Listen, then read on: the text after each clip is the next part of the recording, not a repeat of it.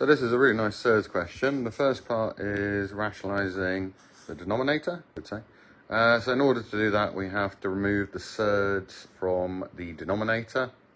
And as I hope we recall, to do that, we just need to rewrite our denominator using a minus for one of the terms. And that will enable the surds to disappear as follows. If I have root 7 times root 7, that will leave me with just 7, the denominator, and then plus root 6 times minus root 6, it's going to leave me with minus 6, and then of course the other parts, they just completely cancel out. Plus root 7 times minus root 6, so I get minus root 42, and then plus root 42, because root 6 times root 7 is root 42, so they cancel out. Hopefully we're familiar enough with this, and then you're just left with root 7 minus root 6 on the top, and 7 minus 6 is of course 1, so it should be root 7 minus root 6. And this follows on from part A actually as well. And there's a pattern here that you need to spot to enable you to work out this question. And I remember a lot of these questions, A, B, C, they're often linked, and you're using something in part A or part B that you know is going to be useful in the later parts, which it is here.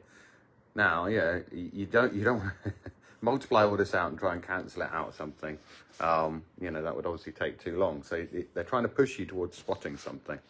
And what you need to spot is, if we just look to the previous one, here, there is a pattern that you can use, and this is also evident from part A, I believe, as well. I'll just cut that off, though.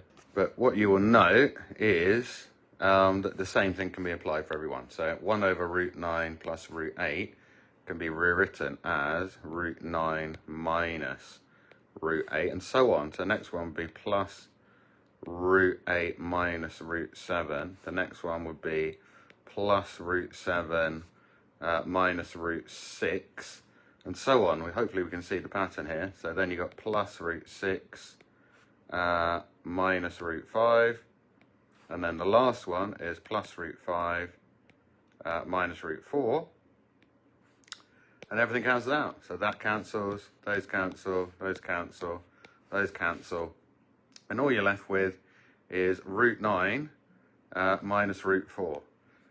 Root 9, of course, is 3, and root 4 is 2. So you get, absurdly, 3 minus 2, which is 1.